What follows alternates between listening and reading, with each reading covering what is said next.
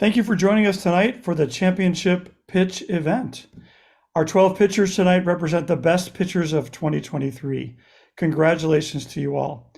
Thank you to our host location, Greater Williamsburg, which consists of the city of Williamsburg, James City County, and York County, as well as the cities of Newport News, Poquoson, and Hampton. Speaking of our host location, I'm pleased to turn the stage over to Joanna Scorbala from the city of Williamsburg to share a few words. Over to you, Joanna. Thank you.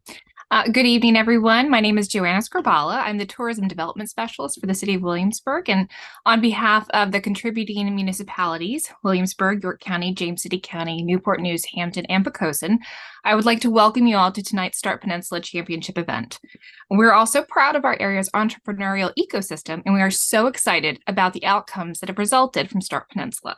Additionally, we cannot wait to see what's in store for tonight's pitchers in the coming days, months, and years. Best wishes to all competing tonight. And at this time, I'm going to turn it back over to Tim. Awesome. Thanks, Joanna. Appreciate the kind words. We could not do this without you and the other localities. So thank you for taking the time to join us tonight. Here we are. We are at the championship pitch of 2023. So tonight we'll announce the three winners. This is the best of the year. So we've been working all year for this. We've had micro pitches in March, April, September, and October. So how did we get to where we are with those micro pitch events? Each of those had 10 founders pitch their business, and the top three from each of those events advance forward. And that is what you are about to see tonight. And tonight we'll have three winners that I'm super excited about. And this is the best of the year. This is just the start of the journey for them. So I couldn't be more excited. Gary, before we get started, we have a couple rules of the house. What do we have? Yeah, thanks, Tim. Just a few. Please refrain from using the group chat feature. If you want to use the chat, please go direct with the specific person you want to connect with. It just doesn't distract everybody if you just do that. And then thanks in advance for honoring that request. And so we're eager to get going. As Tim mentioned, this evening we have 12 pitchers. Each pitcher has 3 minutes to pitch their business, and that will be followed by 2 minutes of Q&A with the judges. The way Q&A works is that each team of judges will ask a question in succession, then the pitcher will have 2 minutes to answer the questions that are asked. So those of you who are pitching, be sure you have a way to take notes as the judges ask their questions. Please don't start to answer any questions until all the judges have provided their questions.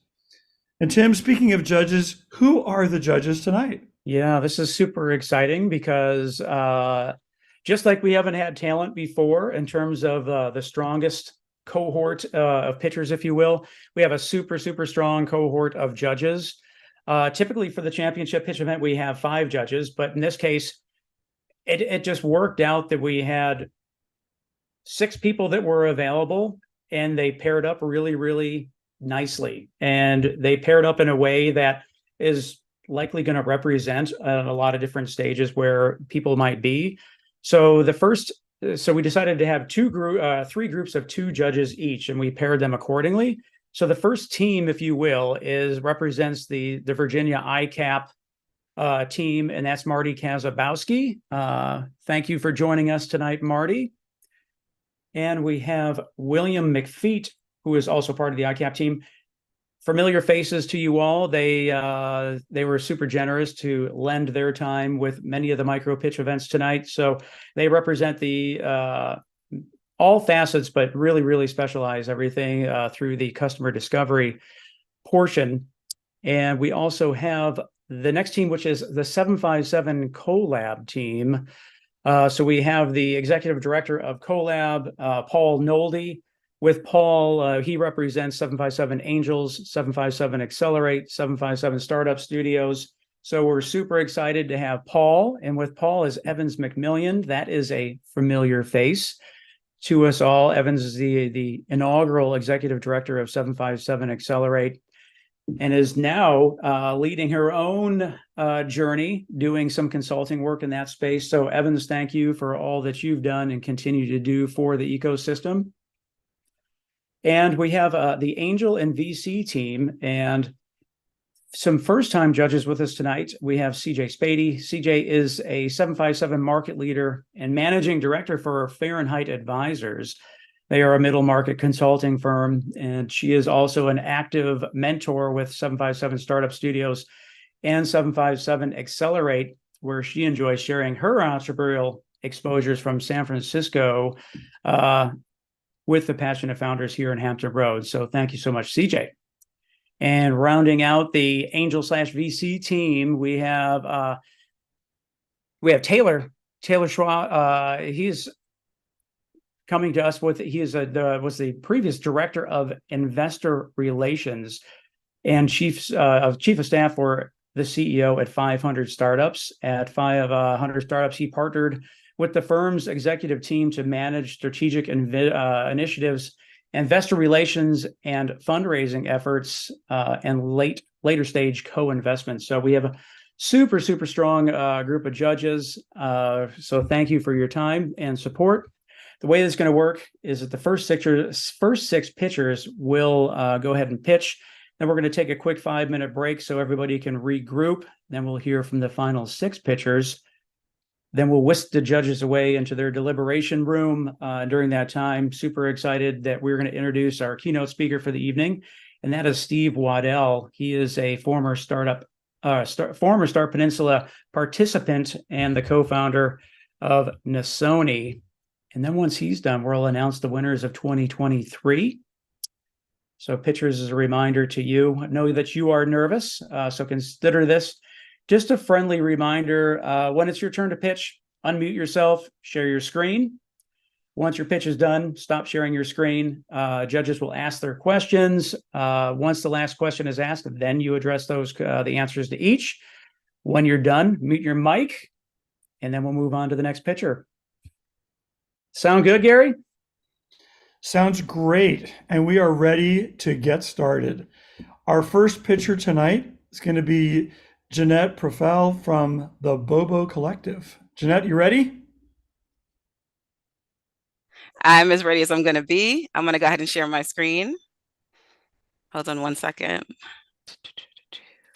Can you guys see? You can. Okay, give me 1 second. Okay. Let me get it to slideshow. All right. I am ready when you guys are. The floor is yours. Okay, awesome. Okay. Black people, we have a problem.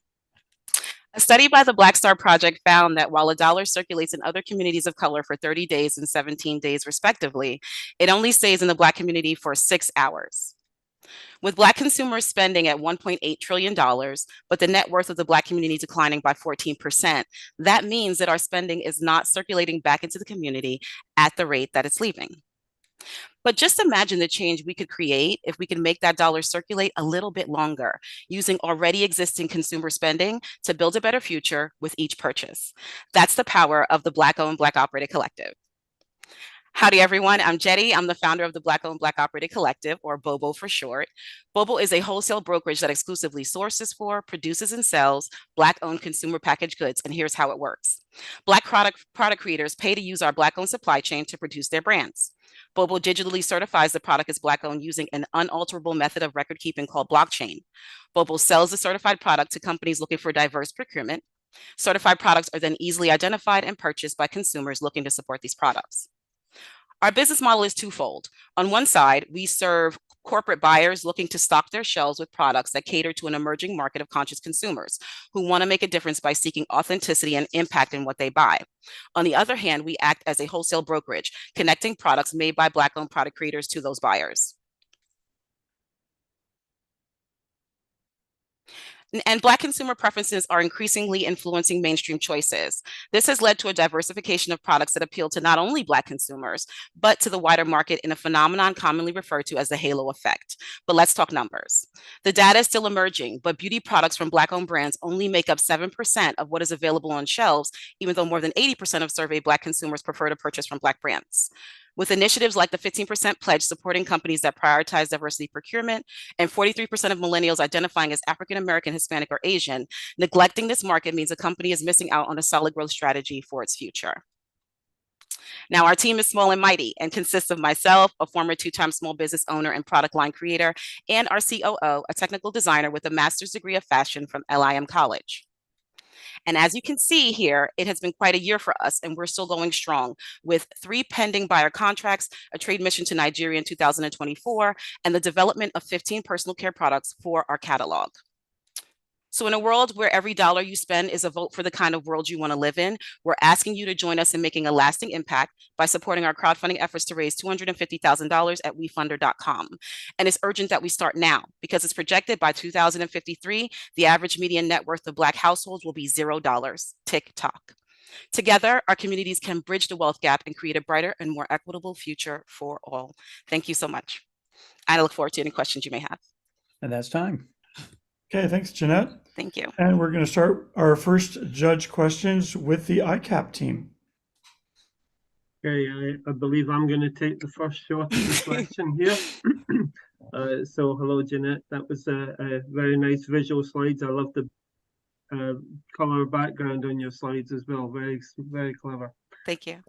So coming from ICAP, I'd just like you to ask you a bit about customer discovery, and if you could just say a little bit about maybe how many people you interviewed, diversity of people, and your biggest insight. And next, the CoLab team.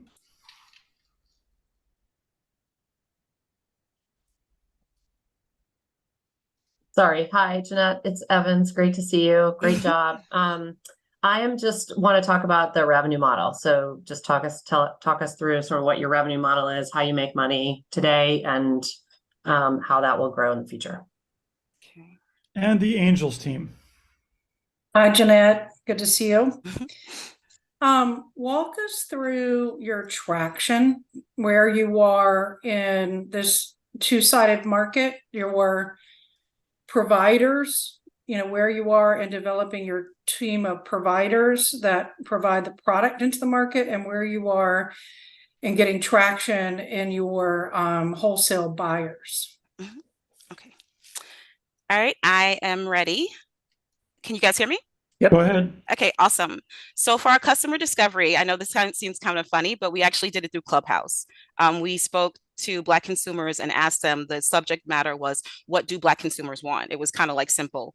We got some really good insight around what Black consumers don't like about Black product creation, basically the customer service and some of the quality of the products. And so we use that going forward to help us craft products and bring out product lines that had really compelling stories. In addition to the product creators being Black owned. And we used about 32 different customer discovery interviews for that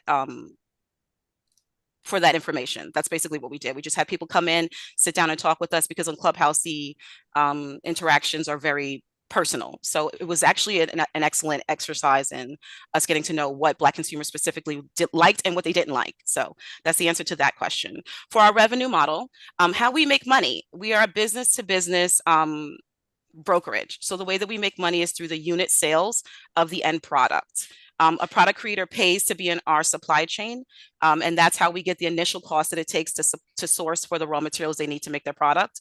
And then we get paid on the back end when the product is adopted by a purchase order from a retail buyer. As far as how we are, as far as traction for today, we have 3 pending corporate buyer contracts. Two of the contracts are waiting for our WeBank certification and our NMSDC certification in order for us to move forward with those contracts. And the third is going to be a 10,000 unit order. And so it's going to take time for us to be able to see if we can meet that capacity. For the third, as far as our traction, I think I kind of touched on that with the corporate buyer contracts. But we also have a trade mission coming up to Nigeria, where we're going to build our relationship with the Ministry of Agriculture there. So that will allow us to expand our suppliership relationships and have more raw materials available in our network for product creators to use. And then for we also have a pending negotiation with the Ministry of Agriculture in Kenya. So those are some of the big things that we have as far as traction, as well as the three pending buyer contracts. That is time. Sorry, thank you. Oh, you're good. Hey, thanks, Jeanette. Go ahead and unshare your screen. Thank you. And Now this is the part I don't know how to do. I'm like, how do I do that? Hold on one second. it should be up at the top. It's a red button when you move your cursor up to the top. I think I put you guys in a little box right here at the bottom, so I don't even know how to get in there. Okay. Gosh, this is awkward. Oh, stop share. Thank you. Yep. Yep. And judges, you ready to move on? Okay. Our next pitcher is going to be Crystal Lugo from BNC's Gloves. Thank you.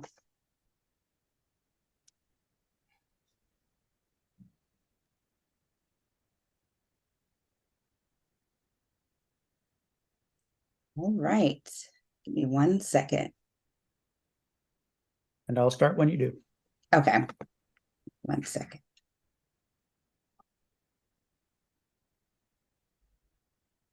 BNC Gloves, grip and scale, never fail.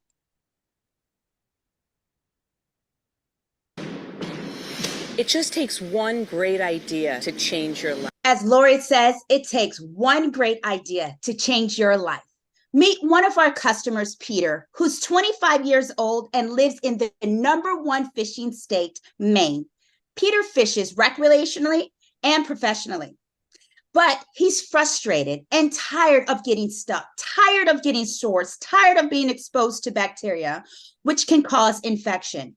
But just like Peter, there are many frustrated customers between the ages of 18 to 16 years old experiencing the same problem within the fishing industry. But no need to fear, the Glove Scaler is here. Hi, my name is Crystal Lugo, and I'm the inventor of the Glove Scaler, the only 2-in-1 product, a glove and a fish scaler to quickly grip and scale fish by using your hands, offering a faster and safer way to descale fish versus your traditional methods. So why the Glove Scaler? Well, the fishing industry with supplies is worth $59 billion in revenue. But we realized our glove falls into just the bait and tackle industry, which is over $1.28 billion in revenue. We believe our customers are needing a product to eliminate the injuries that they experience by handling and gripping and scaling fish.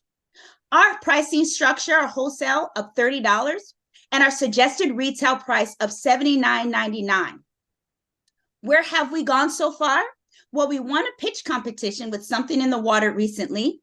We appeared on WTKR local news channels and other awesome social media platforms. We were not only selected to pitch to the Shark Tanks, but we're crossing our fingers and eagerly waiting a hopefully air date. Our MVP is circling around Hampton Roads, getting our customer feedback so we can get the right product to our customers. We are anticipating with our minimum order of 3,000 units for our sales to increase to $240,000 net sales this year. And not to mention, we're expecting to increase growth rapidly through social media channels, websites, going to one of the largest trade shows next year, which hosts over 50,000 customers, getting strategic partnerships to enter into the retail space, as well as securing strong international partnerships globally. Together, we can make this product scale. Who's ready to scale with me? Thank you. That's time. Okay, thank you. And we're going to start our judge questions with the collab team. Yes. Good job, Crystal. So I'd love to know what the product extension is or the brand extension is beyond this glove. Next, the Angels team.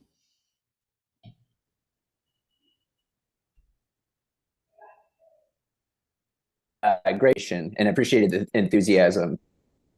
My question is, could you explain a little bit more around your go-to-market strategy and what traction that you had to, whether it be retailers or other areas?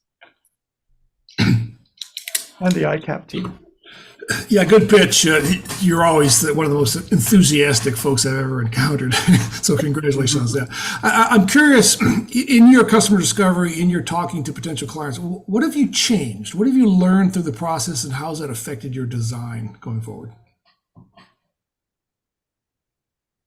And the floor is yours, Crystal. Okay, great.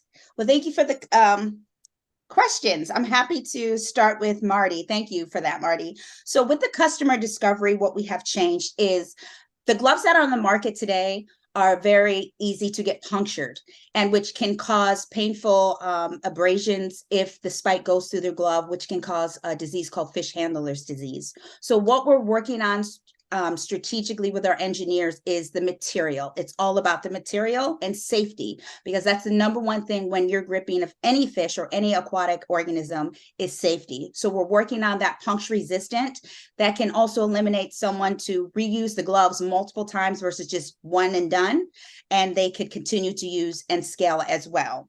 The next question are product extension. Great question. My mind never stops. I'm always thinking about how can we expand the brand.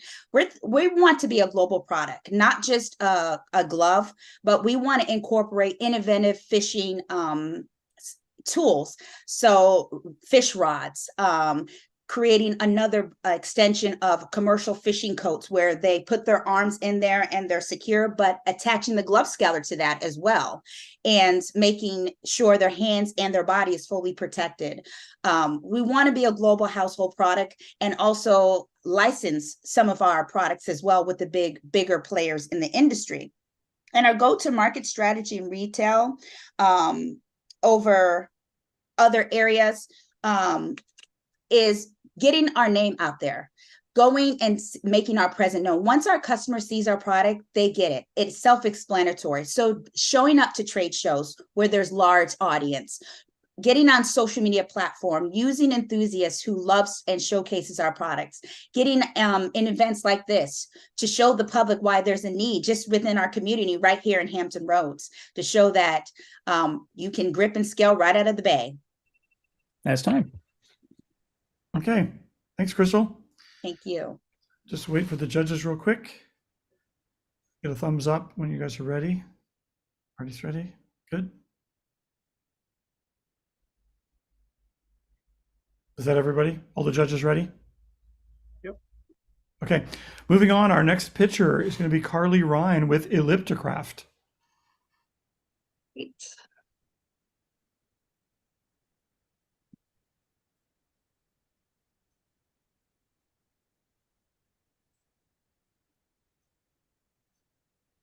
Okay. Yep, go ahead. 1 in 3 people now report symptoms of an anxiety disorder. Mental health has replaced COVID as the new American pandemic. So it's not surprising that more people are looking towards outdoor activities and holistic exercise as ways to manage stress and improve overall wellness.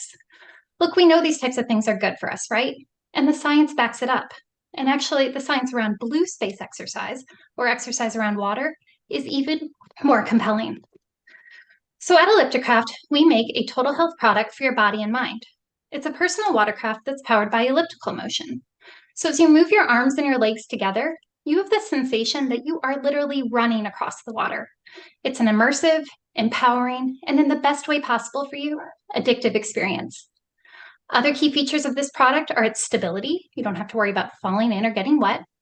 It enables a full body cardio workout, arms and legs together, and it's fully portable. We use inflatable pontoons. Our frame disassembles into bags.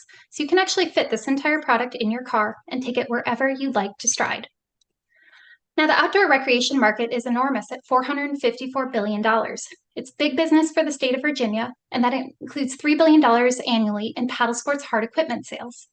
To figure out how we'd attack that large market, we've done customer discovery.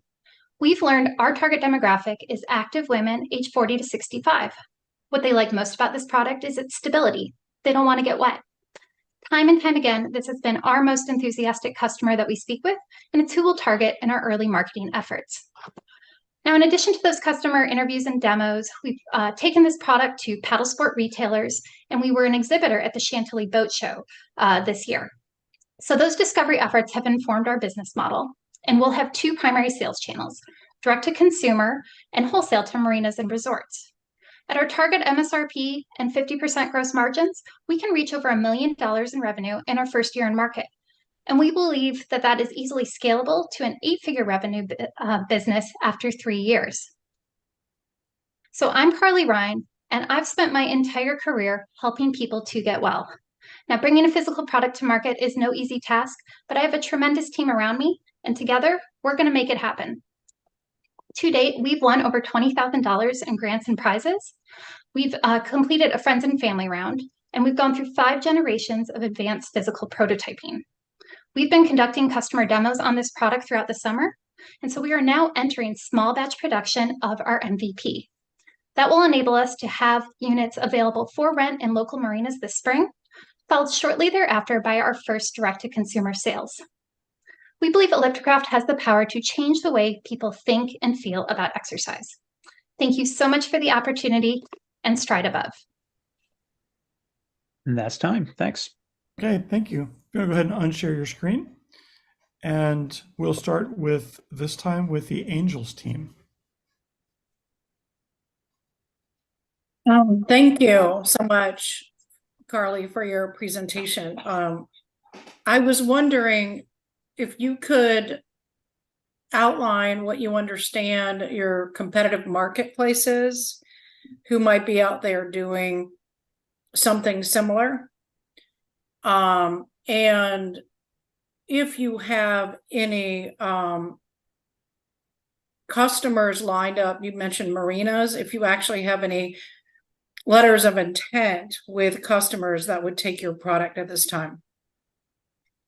Okay, the ICAP team. Hi, sorry, that would be me again.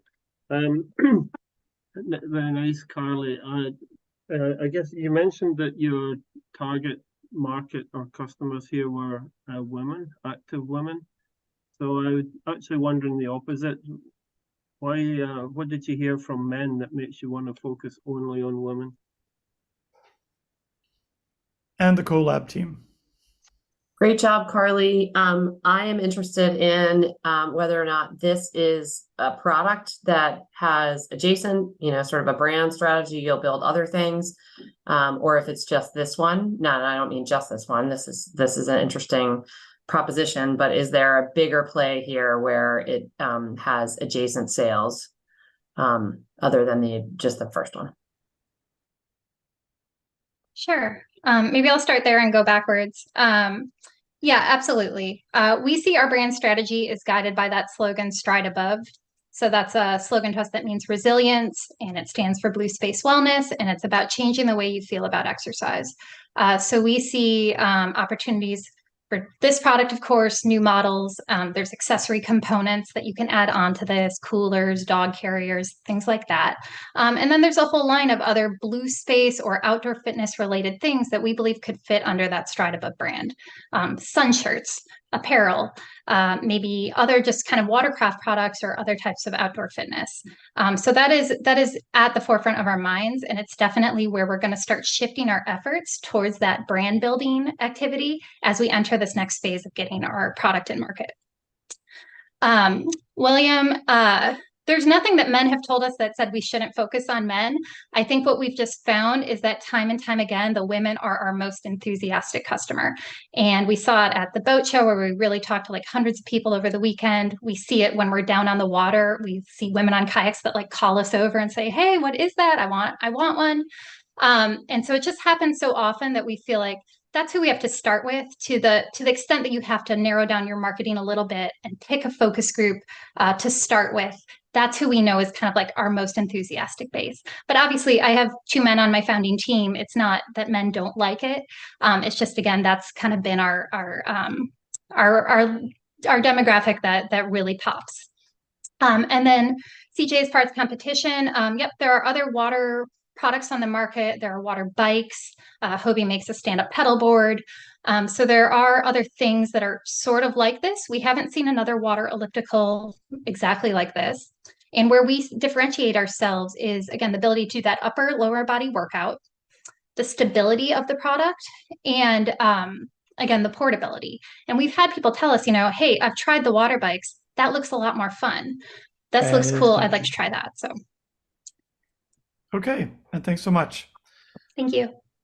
Wait for the judges to give me a thumbs up. Good. Good.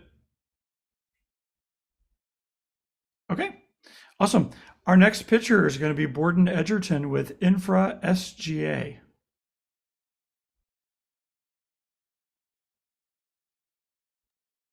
Getting myself up here. So, thank you guys. Give me one sec.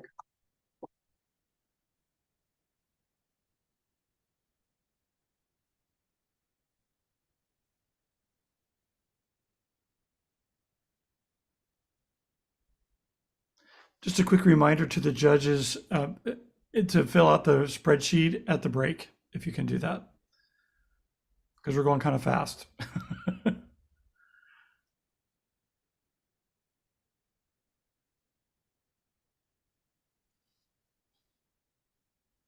Is that visible, please? Could you tell me? Yep, it's all yours.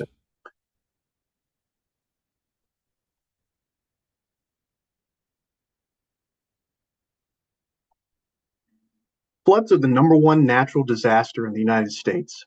With pressures from increased downpour events and real estate development, an inch of rainfall can overwhelm a city's aging infrastructure.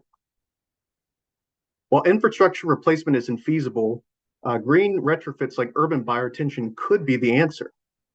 Think of it like a rain garden suitable for the city. These systems act like giant water filters for our streets and sidewalks. And while urban bioretention solves pollution and flooding issues, the existing products are not yet cost feasible for wide adoption. The solution to this is Raft, bioretention made simple. Raft makes urban rain gardens quick and easy to install by simplifying the structure holding it. And the core proprietary feature is the post and panel assembly. We've lowered material costs, equipment costs, and labor costs with repeating component parts, properly sized for easy handling and reduced installation time. My name is Borden Edgerton, and I joined the team with unique industry experience to bring the product to market. The team's design professionals match our primary customer market, so our advantage was developing the Raft product from the customer's ideal solution. I've tested the customer market in Virginia with well over 100 meetings, company outings, office lunch and learns, and the response has been incredible. Furthermore, the US market for urban bioretention projects has revealed a $5.6 billion market with 8.5% annual growth. And our internal calculations revealed a US market of $6.4 billion, in line with that 8.5% annual growth estimate. This market growth is a result of compliance market. This is where state and local governments require developments to manage their stormwater runoff. Infra SGA will combine local business-to-business product sales with licensing distribution deals to beyond our local market, and are combined together to make that for our profit. We are targeting civil engineering firms with a large portfolio of urban public projects. Using my existing network, we host events to inform designers about the product, look for specifications on suitable projects, and the sales cycle for project opportunities is between 1 to 3 years as the project is designed, bid, and then finally ordered by the contractor. Since March, we have been successfully in completing our first 3 pilot projects, developed operational efficiencies, product improvements, supporting technical documents, and overhauled our complete website for an excellent customer experience. With this, we have focused heavily on customer outreach and seen a huge increase in traffic, and received by very promising engagement from social media exposure through Reddit and our online tracking systems. Considering our debt load, our GM less commissions is equal to 60 units sold annually. For context, a typical city block would need about 6 to 8 units, so approximately 6 to 8 projects opportunity over the year. Our recent sales outreach has been approaching 10 project opportunities with an approximation of 25% conversion rate. That is time. Thank you very much for your time. Okay, thanks. Go ahead and unshare your screen. And we're going to start with the questions, this time with the ICAP team. Okay, that's me. Good presentation. It's really evolved over time. I understand your customer is firms who are doing this stuff on behalf of cities. Help us understand the decision-making process within the city. Who owns this problem? Who actually ends up writing the check? And who decides to make this happen? And the CoLab team? I'd be curious to understand a little bit more about the materials that are used in the actual encasing. If there's a way to, can you almost 3D print some of them, or is it concrete, or what's kind of, how is that made up? And the Angels team. Yeah, interesting idea in presentation. As someone who lives near the beach, definitely the flooding aspect. My question is similar to the material. I noticed on your slide you had a pending patent. I was curious on what the patent is behind the product, similar to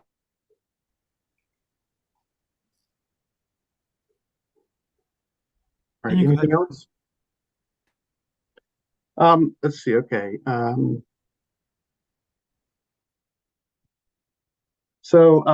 Marty, to get yours, kind of talking about cities and municipalities.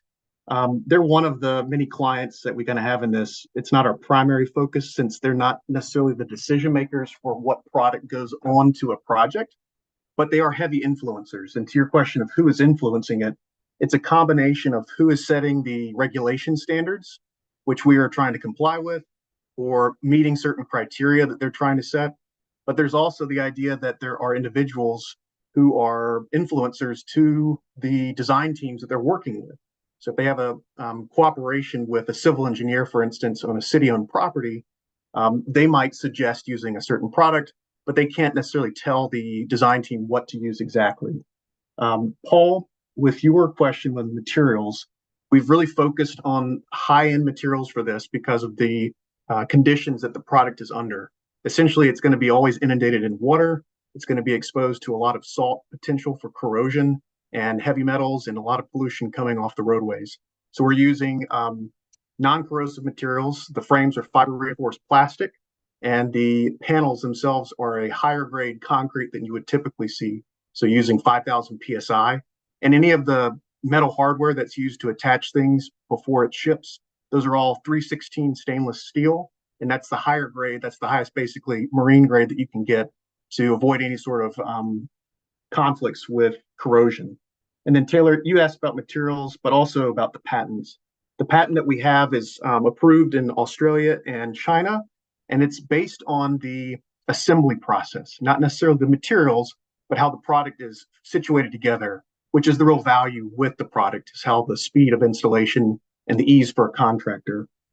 We are patent pending in the United States, Canada, and Europe, and we've only had our first pass. That's kind of our key to licensing and distribution revenue coming in. That's fine.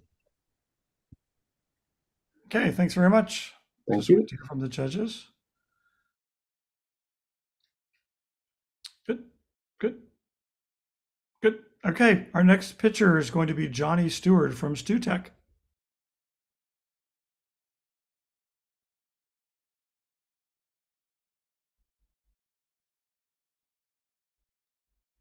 Can you guys hear me? Yep. You're good? Okay, great. Go ahead. StuTech, launching the future of personal electric transportation. No.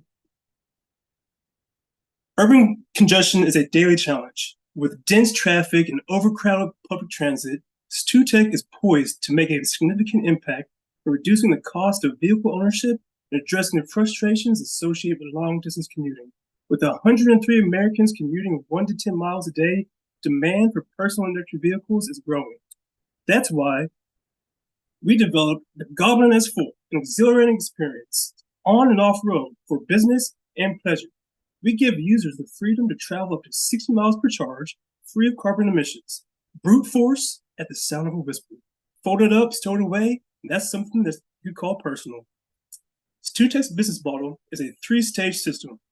Learn about customers' behaviors, their likes and dislikes, build and manufacture key components that guarantee quality, expand to PEV accessories that increase rider safety and convenience, putting $30,000 in our own Penske in our own game, we were able to create a foundation for our business launch. From that, we have since opened an online retail store, created sales channels, and completed our MVP, and begun developing a marketing funnel for product pre-launch. In executing our business, we've learned that from Google Analytics that our target market consists of mainly males 18 to 54 who are automotive and sports enthusiasts interested in consumer electronics. Selling direct to consumers, 80% online and 20% terrestrial, we were able to achieve $36,000 in revenue with doing little to no advertising. We are passionate about building in the U.S. and creating skilled jobs right here in the peninsula. This two-tech team possesses dynamic capabilities that include HR, product development, and securing intellectual property. Our quaint facility has the capacity to produce 20 units monthly, all while securing local partnerships for production ramp-up. Our product has undergone vigorous validation, cementing our position as a trusted player in the market. We have a consumer satisfaction rating of 90%, and they report on an average of saving $400 a month just by parking the car. And we received 3 pre-orders. I think that's pretty awesome. Expand. So we're expanding beyond. With new proprietary products we are developing, you're not going to want to miss this ride.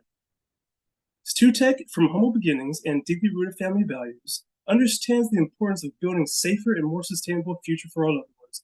We're not just in the business of making PEVs, but we're in the business of transforming the way that you live. Thank you. That's time. Okay, thanks. Please unshare your screen. And we're going to begin our questions this time with the CoLab team.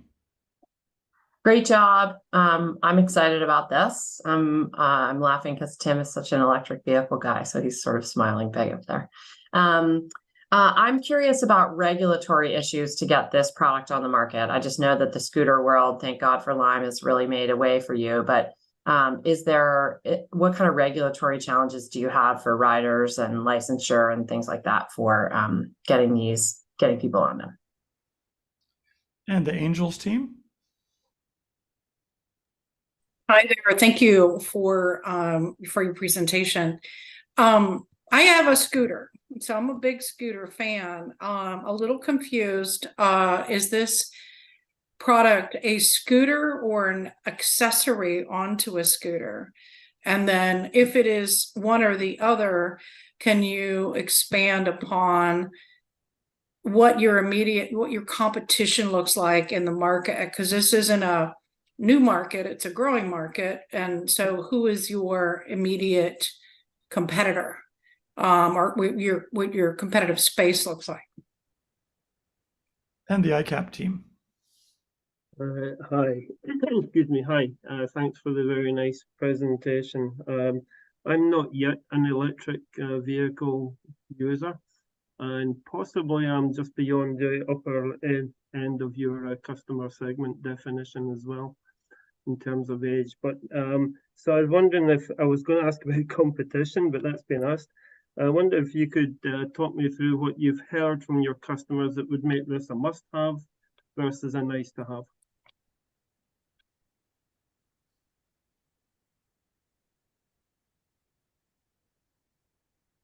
I'll start when you start, Jenny.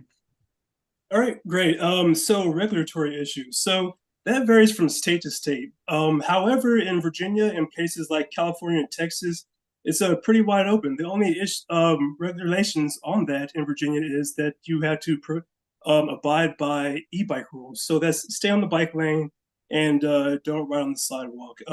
Right now, it's a great area to be in because these vehicles do not need a license or insurance. So you can kind of get on there and get where you need to go without having to worry about the burden of paying that monthly payment or paying registration fees. So that's the great, really great aspect of this. And the next question is the scooter accessory, for the scooter accessories. So this is a scooter. So our main form of business is manufacturing this scooter right here. However, with the team that we have of engineers, we're able to integrate specific accessories like our backpack that syncs in with the scooter that makes it turn smooth as well. So we've been doing a lot of research on user safety, and we think that's a huge position to be in to develop a new product that no other company has. And also the must-haves versus the nice-to-haves. Right now, we go to a lot of rider events with different groups like DC and New York, and they have a huge, great group of people who ride these scooters and these PEVs. And performance and distance is definitely a must-have. So having a scooter that can get you above 45 miles per hour and get you to 60 to 70 miles per charge is what they're running right now. So nice-to-haves are kind of the flashy lights and the bells and whistles, but we are kind of at the base, building that from the ground up. So we're definitely giving the customers what they want with this model. And also too, we're marketing it as a utility vehicle too, that no other company is doing. So we're able to market this in a way that you could, attach a trailer to, you could, attach these integrated accessories to, and it's time. Okay, thank you. Yes, Wait for the judges to give me a thumbs up. Got it.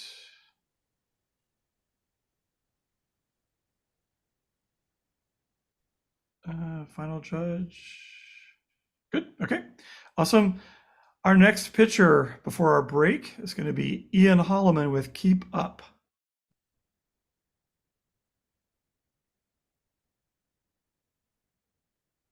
Can y'all see everything?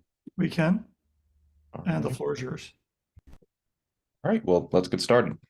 Staying in touch with those in your network can be extremely difficult, especially when balancing your career and day-to-day life.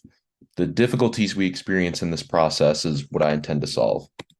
Meet James. He's a consultant at Accenture who previously struggled to maintain his relationships with old mentors, co-workers, and other professional connections.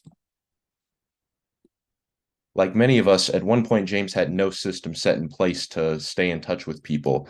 And even when he tried to create his own system, he found himself digging through emails and text messages frequently, looking through various social networks to remember personal details, writing down a lot of those details in various notes apps, and he had to navigate complex workplace CRMs and track special occasions in his personal calendars.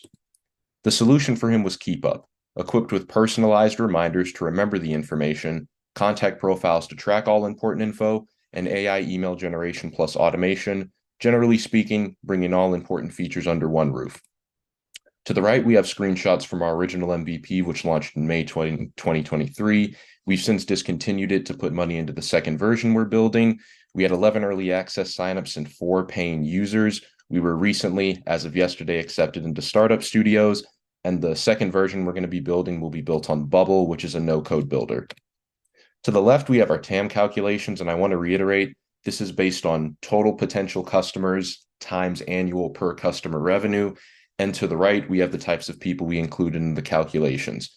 Our reasoning for choosing salespeople, business owners, and consultants is because of what we learned during customer discovery, notably that they all have the motivators of 1, working long hours, 2, frequently meeting new people, and 3, they often have some sort of monetary incentive to maintain their relationships. Here we have our anticipated pricing. My co-founder and I have a 10-month runway, which gives us plenty of breathing room before we both have full-time jobs post-grad and thus more money to put into the business. Here we have KeepUp's main competitors, Dex and Clay. They're both comparable in terms of price, but KeepUp's main differentiating factor will be the AI email generation and automation internal to KeepUp. Here we have our team. My name is Ian Holloman. I'm the CEO handling all marketing and administrative tasks. Ben Wright's our CTO. He also goes to CNU handling all coding. Dr. Donaldson is an 8-time CEO of public and private companies, and Aaron Hatfield's a customer success manager at a logistics startup. Now, we may not have decades of industry-specific experience, but we've networked relentlessly for all the opportunities we've had, whether it was Ben's internship in software engineering at L3 Harris or my audit internship at PB Mares. And despite that industry-specific experience, I can say with complete conviction that we are the right people to solve this problem because we are our own customers. Thank you. Last time. Okay, thank you. Thank you. We'll start with the first team, the Angels team. Absolutely. First, I'd like to applaud you for starting a company while in college instead of doing all the other extracurricular activities. You decided to go down the entrepreneurship route, which I appreciate. Yeah, my question is, it's an interesting start and entrance into the marketplace for being able to kind of provide a more like personalized relationship that you're building with someone leveraging software. Can you talk a little bit more on kind of how you see the product as well as the company evolving over the next few iterations? And next, the ICAP team. Yeah, thanks. First of all, tell Willie I said hi. He was a mentor of mine back when I was much younger. Dr. Willie. I got to tell you, we've all seen gajillions of these kind of systems. And that doesn't mean it isn't a good idea, but I want to understand, similar to what Willie said earlier, why is this a must-have instead of a nice-to-have? And the CoLab team. Yeah, Marty, you took my you took my questions. I got to pivot here. I guess one thing I would, how do you, in such a crowded space, I'm going to stay on that theme of competition and just the crowded space. How do you make this as sticky as possible? Because even if the other solutions aren't ideal, there's still an amount of stickiness to them because they have just been entrenched in people's lives. So I'd love to, again, tagging along with Marty's question, just understand a little bit more about how you're going to keep these companies, increase the lifetime value of these customers. Okay. Yeah. So in terms of answering the initial question, talking about how we see it evolving over the years, a big thing is going to be more integrations. That's one of the biggest things we learned through the customer discovery calls we had before we started building the product. People being able to import contacts from every social network, LinkedIn, Instagram, Twitter, the phone set, like their personal contacts on their phone, Gmail, Superhuman. So that's one of the main ways we see it evolving, as well as being able to automate other forms of communication instead of just emails, maybe text messages as well in further iterations. In terms of why I would say it's a must-have, I would say it's a must-have because the current systems that are in place are not satisfactory in terms of managing people's internal network. Of course, workplaces, sales teams, large organizations, they have, big complex, CRMs like Salesforce or HubSpot. But in terms of, maintaining your own personal relationships, they don't really solve that exact problem of, having that element of personalization and that element of thoughtfulness of remembering certain key details. And in terms of what we see in terms of kind of making the product more sticky, I think above all is going to be ease of use. That was probably the biggest thing we learned. So the product being fast, the product being able to, have a mobile app as well. So people don't just have to do it on their laptop or one of those devices, and just making it more convenient than what's currently in place. One of the previous slides I have on the customer dilemma highlighted how I saw a lot of people in customer discovery doing this, having 7, 10, sometimes 15 different touch points they had to go through. So I think that ease of use is what's going to make it sticky in the long term. And thank you. Awesome. Thanks. Okay. Judges, for everybody else, we're going to take a 3-minute break.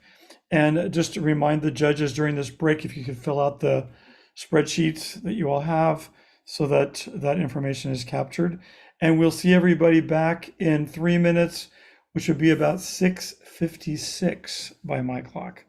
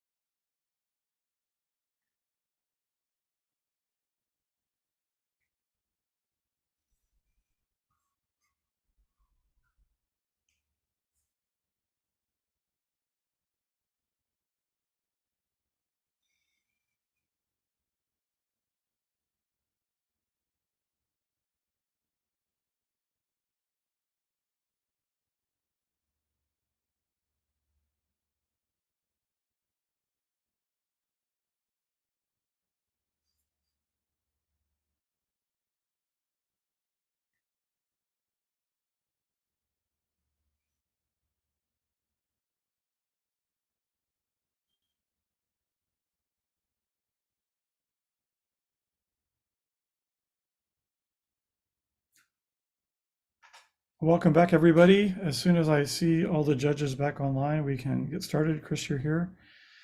And just waiting on one more judge.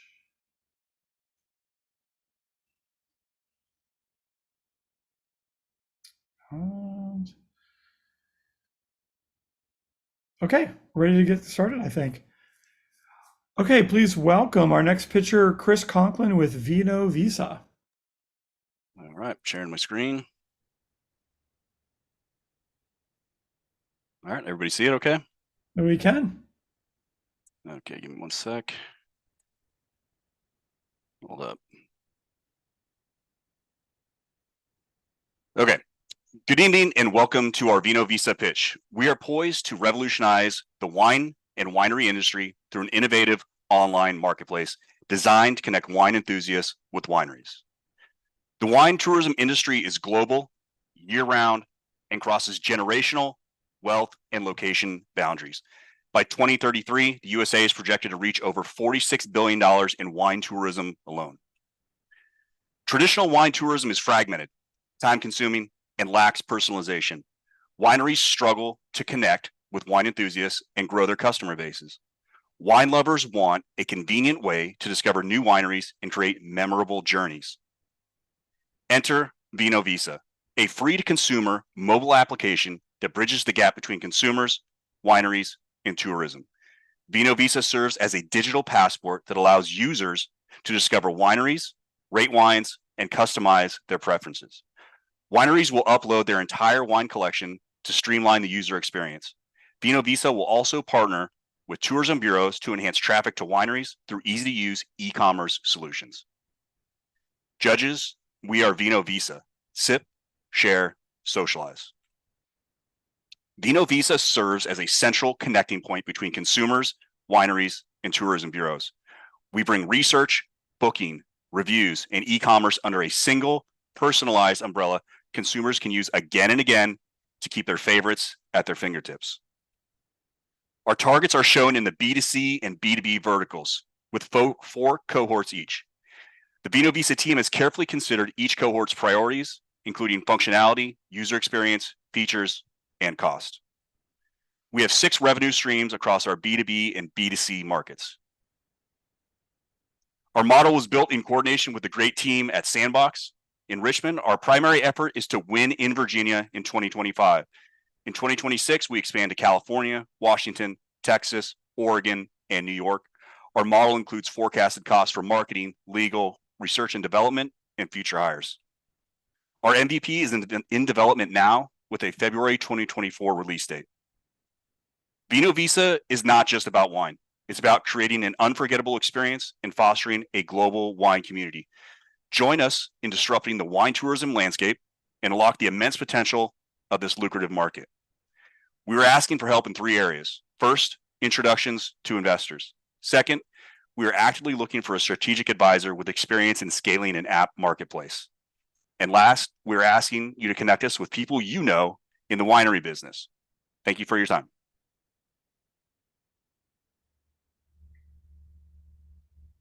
Okay.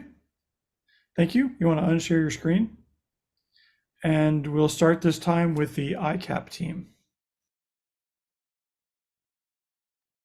Hi, that would be me again. So, hello, Chris. I get, what crosses my mind is I love wine and I love going to wineries, but I've never gone on a tour other than one that I've just looked up on Google myself and put together my own tour. So I really would like to hear from you, whether you see the B2B or the B2C as your primary opportunity here. And the collab team? I was curious about your competition and the competitive landscape. I'm a wine lover too and like to learn from other people. So I'm just curious what else is out there. And the Angels team? Hey there, thank you for your presentation. I we went really fast to that presentation, and I saw your financial forecast, and it had some really, really aggressive, really big numbers. I'd like you to further explain how you're going to make that money, like exactly how you're going to make that money. You know, I spent a great deal of time in the Sonoma Valley area, in the Napa Valley area, and I know there's a ton of apps out there. So help me understand how you're going to attract my interest and make money off of my eyeballs.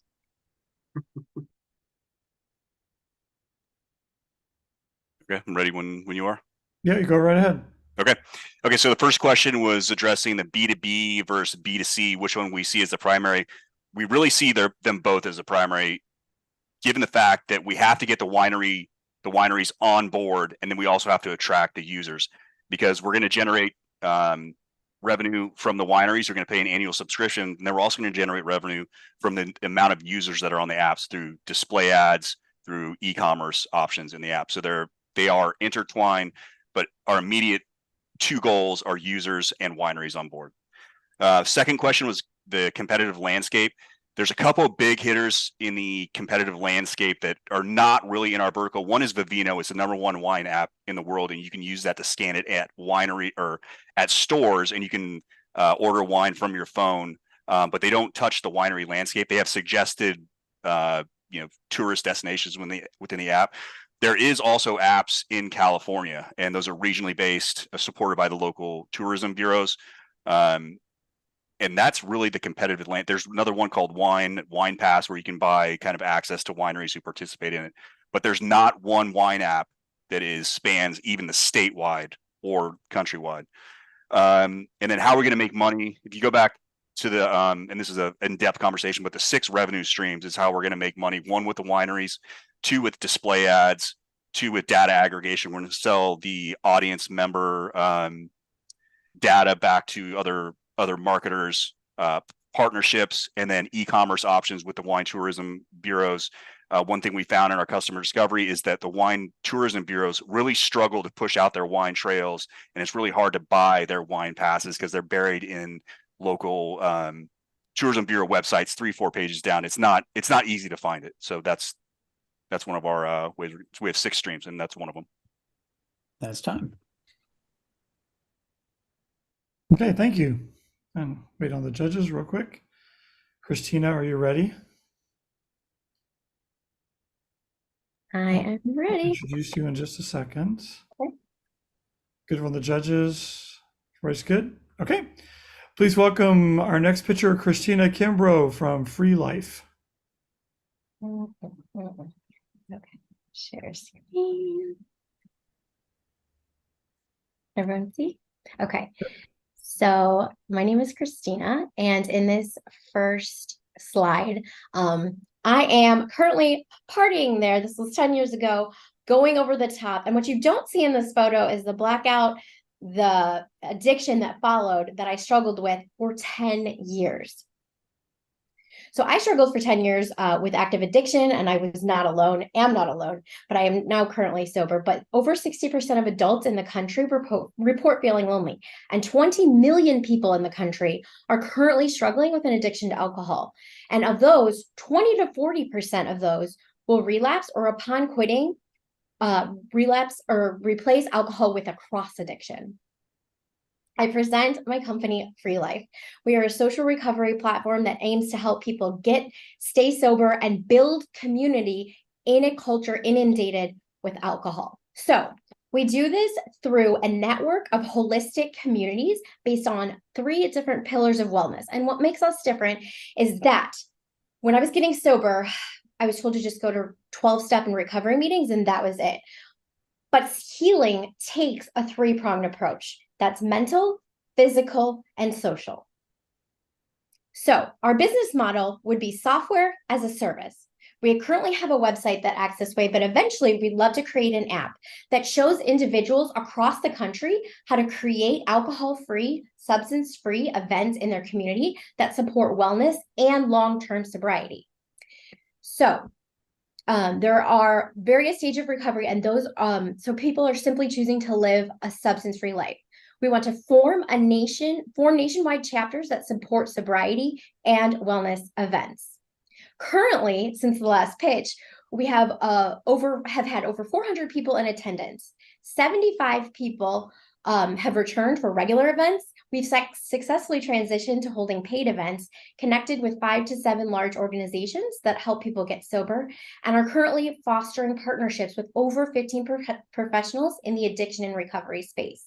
We've been sponsored with over $1,000 worth of non-alcoholic beverages and hosted 2 professional networking events with 100+ people in attendance, where they were able to connect and form relationships without alcohol. So we've also hosted, like I said, 2 professional networking events with mocktails and non-alcoholic beverages. We've had 7 wellness events, including yoga, meditation, and cold exposure. 2 sober storytelling events. This is my favorite. 2 different people in recovery telling their stories and encouraging others to get sober. We've connected to alcohol-free brands and created 10 relationships formed with recovery-based establishment, and we've increased our social media outreach by 700%. Here's our team, Christina and Mike. He is our media and outreach. Thank you so much. I am Frida. That's time. Okay, thank you. Go ahead, unshare your screen. And we'll start this time with the questions with the CoLab team. Great. I think that's me. Thanks, Christina. So I would love to understand more about the financial model, just the software as a service, in terms of what are you thinking about in terms of pricing? And I know that you listed out some, some tiers. So love to hear more. And the Angels team? Yeah, sure. So mine question is a little bit more kind of like where you would like for the company to go. And you mentioned that you would like to build a social online network. I think one of the things that has been coming to the front and center of the news cycle recently is how like Facebook has created, as well as social media companies have created more distance, and they have really created more togetherness. So I'm curious on how your application could change that perception, as well as like what you would do differently. And the ICAP team. Yeah, so the engineer in me always wants to start with first principles. I'm curious what evidence there is, science-based or even good anecdotal evidence, that it works. Awesome. Okay, financial model. So the idea would be to be a subscription-based or membership-based model. So you would pay for the app initially, and then also get access to all local events wherever you are, and then also online programming to help you get and stay sober. And then where do I see it going? Ideally, this would, nationwide, I'd love to have chapters, franchise, which makes me think of McDonald's, but we'd franchise it, right? So you would have local chapter leaders with people leading the 3 types of events that I listed. And I love the question about what we would do differently. So then in the landscape currently, there's just online recovery or in person. We would do a blend. Honestly, you would use our app to go then create relationships in real life. So it'd almost be like a Tinder for sober people. So like if you're sober, you can meet someone wherever you go through our app, because when you're traveling or when you're sober, it is very hard to exist as a person that is sober in a world inundated with alcohol. And evidence-based, to be honest, a lot of the evidence that there is right now, things aren't working in the addiction space. Things are through the roof, like addictions through the roof. So I don't necessarily have a stat. We're new. We're trying something different because the traditional models are failing us. I personally started this because Alcoholics Anonymous 12-step traditional was not working for me. I needed to find a community. I didn't have a community. And so they say, build it if you can't find it. So I'm currently building that model. And I do have anecdotal evidence, hundreds. I can't even tell you how many people I interact with that say, I'm isolated, I'm alone. And we know that isolation breeds more addiction. Thank you. Awesome. That is time. And for those wondering, it is pure random how pictures were ordered. So it was not planned. It was pure randomness. Okay. So thanks. Wait for the thumbs up from the judges. Got it. 1, 2, 3. Perfect. Okay, ready for our next picture? That's going to be Drew Keever with Advisor Finder.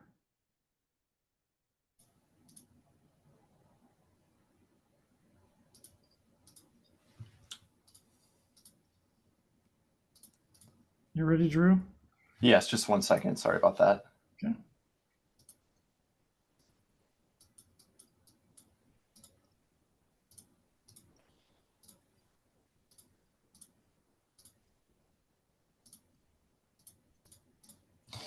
Hopefully you all can see my screen, so I'll just go ahead and get started. That's fine. Go ahead.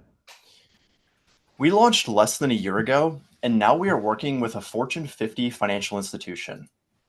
Hi, I'm Drew, one of the co-founders of Advisor Finder. We built a search engine where people find, research, and connect with financial advisors. Choosing to work with a financial advisor is a really big decision, and our platform helps people make the right choice. Choosing the wrong advisor could really cost you, so that's why we built Advisor Finder. On our platform, you can search for an advisor from any firm, and each advisor has a unique profile that explains what they do, how much they charge, and who they typically work with. What differentiates us is our product design. The wealth management industry has not kept up with consumer expectations, and our platform is designed for clients, not just for the advisors. Our unique approach to solving this problem has led to really positive results so far. Now, I won't go into all these metrics, but I will share one recent success story of a client who used Advisor Finder. He was so happy with his experience that he left us a 5-star review saying how we helped him save many hours of time. Now, this is just one example of the many clients we have helped. Since we launched in January, we've noticed some trends in who is using our product. And it's mostly parents and couples between the ages of 35 to 54. They live in major metropolitan areas, and they travel frequently. So how do we make money? We charge a subscription fee for advisors to be listed on our platform. And there are 300,000 financial advisors serving 62 million clients in the US. And we're starting with advisors because we know this space the best, but it also allows us to wedge ourselves into much larger opportunities. And so over the next few years, we will be expanding our platform to other financial professions such as tax accountants and estate attorneys. Our team started in June of 2022. We built a fully functional product in 6 months, and we launched in January 2023. Now we are signing our first multi-year deal with a Fortune 50 financial institution, and we're considering capitalizing on our growth by raising our seed round. And we've accomplished all of this without raising any outside capital up until this point. My name is Drew Keever, co-founder of Advisor Finder. Our team has the domain and technical expertise that's necessary to be the market leader, and we're well on our way. Our CEO was an advisor with Merrill Lynch Private Wealth, and during his career, he saw this problem from both sides. Now, before I finish, I just want to say thank you to this community for supporting us and our vision. We're excited to continue building and growing Advisor Finder while moving the wealth management industry forward. Thank you. And that's time. Thank you. And we're going to start this time with questions with the Angels team. Drew, nice to see you again. Very nice presentation. Thank you. Great to see you. Glad to see that we have some images of your app. I don't think I've had those kind of visuals before, so that's really great to see the progress that you've made. Tell us a little bit about your current users, the number of advisor firms you have signed up at this point, any growth projections that you've got there, and then the number of individuals that have utilized your app. What kind of traction have you gotten? And the ICAP team? Hi, sorry, that would be me again. Yeah, I guess I was thinking a little bit more about to hear a bit of clarity from you, please, on the customer segment. I wasn't clear if you were targeting people who are new into the concept of investing money and wanting a financial advisor, or had some experience of it already and wanting to change. And therefore, linked to that, how do you reach out to those to access those individuals? And the CoLab team. Drew, great to see you again. Nice work. I want to talk about your Fortune 50 partner. Can you tell me what they articulated was the problem you are solving for them and why they're willing to contract with you? And you go ahead and answer whatever you want, Drew. Yes. So thank you all again for your time. So I'll first start with the question from CJ. So we currently have 185 financial advisors listed on our platform, and we work with many different firms. Like, can't really give you the exact number off the top of my head, but we work with broker dealers, registered investment advisors, and the size of those firms may vary. And then so on the client side, the number of individuals, since we launched, we've had over 600 people use our product to schedule a meeting with an advisor. And I can't really get into much more specifics on that, but at a high level, hopefully that gives you an idea for how many users have used our product. And Mr. McPhee, you asked about who's using our product from the perspective of whether or not they're experienced with investing or if they work with an advisor. And in most cases, it's actually people who have already worked with an advisor in some capacity, and they likely have some experience with investing. We kind of started out this journey thinking that we might be able to go after new investors, but over the last 10, 11 months, we've realized that people who are new to investing might not know that there's even a professional who can help them. So our audience is typically people who already have some experience with investing. And then Evan's question around the Fortune 50 customer and what problem are we solving for them? These legacy financial institutions, they know that they're kind of behind the 8 ball when it comes to product design and keeping up with consumer expectations from a digital marketing perspective. So the problem we're solving for them is the fact that they're struggling to connect with the next generation of investors in a way that kind of meets that next generation where they're already searching. So they know people are searching online, and the Fortune 50 doesn't have the best online presence. So that's the problem we're helping solve is improving their online presence and making it easier for the next generation of investors to connect with their advisors. And that's time. Okay, thanks. Just wait for a thumbs up from the judges. Got it. 1, 2, 3. Good. Ready for our next pitcher? Please welcome Tina McCula from Songgram.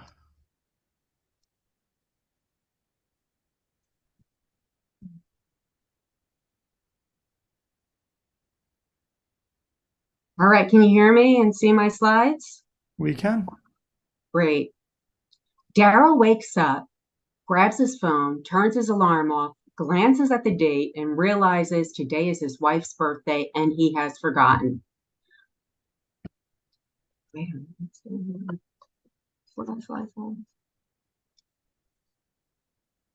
But Daryl is not alone. 33% of Americans say they forget a partner's birthday. And at the last minute, there's not a lot of options. But I have the solution. My name is Tina McCula, and I would like to introduce to you Songgram, the first customizable musical online card. So Daryl downloads the app to his phone. He picks birthday. He picks a genre, pop. He types in a couple of descriptors, Blue Eyes, 25th birthday. He hits send, and Monica will now receive notification that she has a Songgram. With your big blue eyes, you look so fine.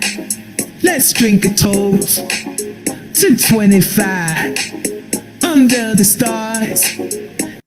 So Songgram saves the birthday. Let's take a look at how it stacks up to the competition. As you can see, it's the only one that checks all the boxes, including customized visual image and customized musical message. The global greeting card market is huge and only growing, expected to reach 21 billion by 2030. Our target market, millennials and Gen Z. Why? Because they're the top purchasers of online music and greeting cards. We hope to capture a modest 3,000 customers after our first year of launch. We have a freemium business model, and single card purchases, monthly and yearly subscriptions are available. And we will be profitable even with 3,000 customers post year 1 launch. Additional revenue streams would include third-party advertising and licensing technology once patents are in place. So I will be heading up the Songgram team, and I'm Tina McCula. And for the past 25 years, I've been working with nonprofits and schools in our area to create songs that educate, celebrate, and inspire. And now it's time to bring Songgram to the market. I will be leveraging my relationships with local producers and songwriters, and I'm building the team, and I have a couple of app developers in line. So post-launch year one is our timeline with a robust marketing campaign. And $150,000 is the required capital to launch Songgram. And that would take us through 24 months to develop, launch, maintain the app, IP and copyrights, and salaries and marketing. So partner with Songgram. We're looking for investors, tech experts, business advisors, and creators. Thank you so much for your time, and I'll be happy to try to answer any of your questions. And that's time. Okay, go ahead and unshare your screen. And we're going to start this time with the ICAP team. Yasmi, I'm not quite sure how to ask this question, but I'll do my best. I get that Gen Z and millennials are more likely to buy things like this. But help me understand the discussions you've had with that demographic as opposed to maybe older guys who forget stuff. Why Gen Z and millennials and not some of the rest of us? And next, the collab team. Or sorry, the Angels team. No, but the collab team. Yep. All right. Yeah, I'd like to just understand if there is a channel partner, a large channel partner that you could use, or channel partners that you could use to pulse this out and try to capture kind of low-hanging fruit and early adopters versus trying to kind of go after it on an individual level. And the Angels team. Yeah, absolutely. So I guess, can you talk a little bit more about what traction you have today, as well as with the preliminary? I'm not hearing him. Are you guys? I think it's an internet problem on his side. Why don't we go ahead and just start answering the questions then? Okay. To Marty's question, why Gen Z? So obviously we have to start with somewhere. So we're starting with that market since they are the top purchasers of online music and greeting cards. But yes, definitely once we put our focus and expand, yes, I would definitely like to expand the market to include anybody who forgets special occasions and birthdays. So to the question about channel partners, that is a possibility, and we were looking into doing that like after we launch and have the IP, because it's going to be like a utility patent, because there's nothing new, but the way that it's all put together will be new in the customization. So then we were thinking of, once that is in place, of approaching, existing online greeting card companies and trying to license that technology or partner with them.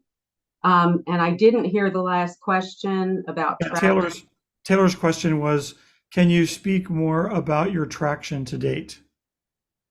Okay, so I am a songwriter that has been creating personalized songs for people, one at a time, for weddings and all special occasions. But that is a very time and labor intensive and expensive gift to give somebody. So I know that people love this and they want it, but it's just now with this app, it's really making it affordable to anyone at the click of just downloading the app. So thank you. That's time. Okay, thank you. Wait for the judges.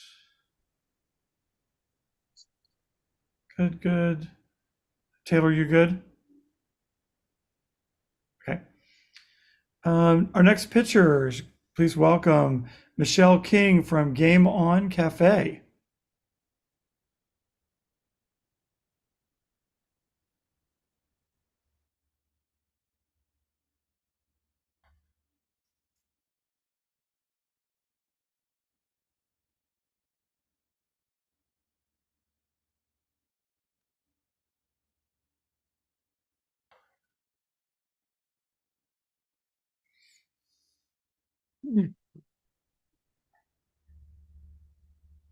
And the floor is yours, Michelle.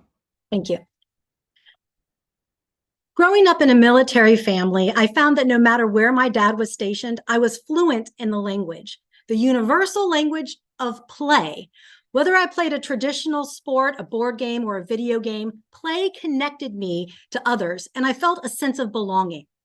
With 3 billion gamers in the world, I know I'll never be alone. Now, there are different types of establishments that focus on one area of gaming, with 844 board game cafes, 650 cyber cafes, and thousands of sports bars in the United States. But my Game On Cafe will be the first to embrace them all. My name is Michelle King, and I've been a professor at William & Mary for 24 years. In the last 3 years, I've been the director of esports, where I built from the ground up a thriving academic and competitive esports program. Since winning Star Peninsula in March, I have successfully completed the iCore program, conducted customer discovery interviews, and I continue to meet weekly or monthly with my ICAP mentors. My business model, Canvas, a Game On Cafe proposition, is the creating opportunities to connect, network, and build community while enhancing social interactions. Now, being in the Williamsburg area, if we were to take 10% of the 8,000 William & Mary population who identify as active gamers, and in the estimated 30% as passive gamers, and calculated their $6 pay-to-play purchase, $10 in food sales for a week, the Game On Cafe could generate approximately $50,000 in revenue. But with the help of the iCore and customer discovery interviews, the preliminary research validated the hypotheses that 80% of gamers play at least 10 hours a week, and 63% of those gamers seeking in-person social interaction are 40% likely to spend money at the Game On Cafe. Revenue comes from the pay-to-play purchases, membership subscriptions, tournaments, watch parties, and so much more. But what will get gamers out of their pajamas and leave the comfort of their own homes to come to a cafe?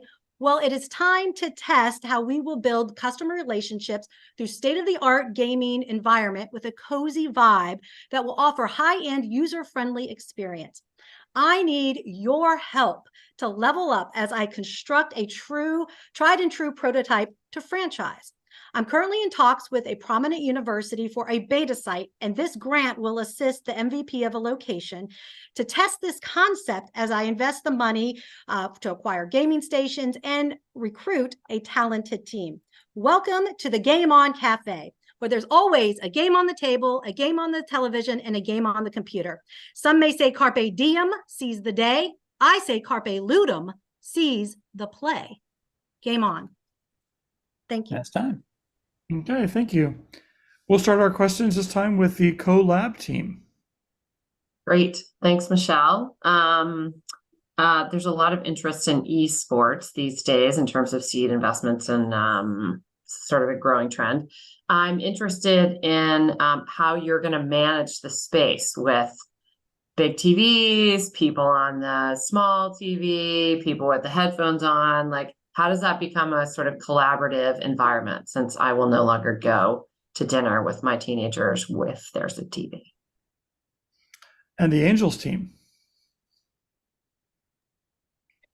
So, wow, this is an interesting concept. And I appreciate your presentation. I like your energy to this.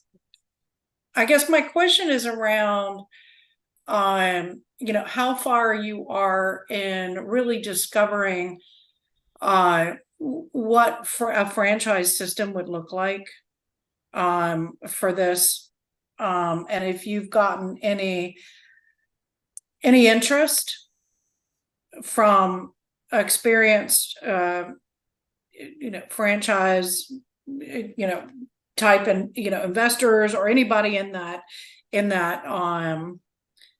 kind of industry, that any kind of customer discovery, if you will, that this is a franchisable business model. And the ICAP team.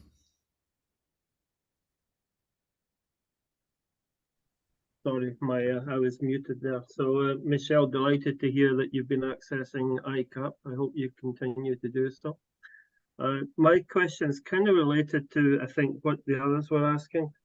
I was going to ask about your competitive advantage, but actually I was wondering, are you really in the cafe social business and providing games, or are you in the game business and doing it in a cafe setting, social setting?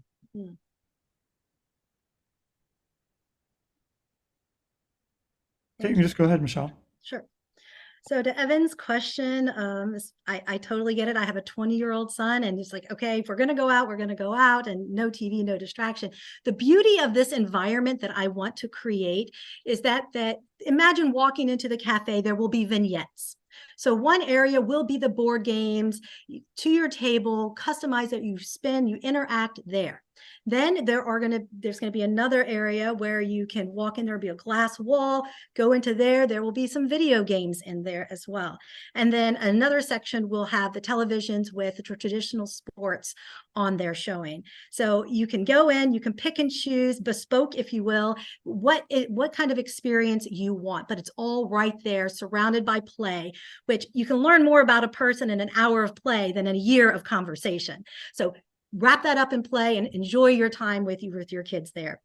CJ, with your question about franchising in the system there, yes, so there's a lot of interest, and I really just need a location to test this out.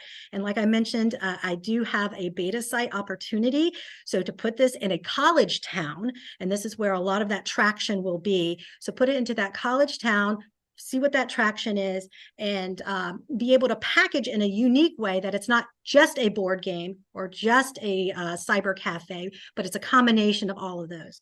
And then William, your question too about is it a game and social or game? You could go to almost any brewery and they have an afterthought table of games. Yes, you can pick up a game and play, but this is truly one of those where you're going in, you can have the food and beverages, but we bring those games to your table. And if you don't know how to play a game or have enough people to play the game, our employees will play with you. They are trained on how to do that as well. Thank you. That's time. Thank you. Okay. Thanks. Wait for the judges to tell me they're ready. Good. Okay. Our final pitcher this evening will be Jeremy Swack and Arej Vij from Forentify.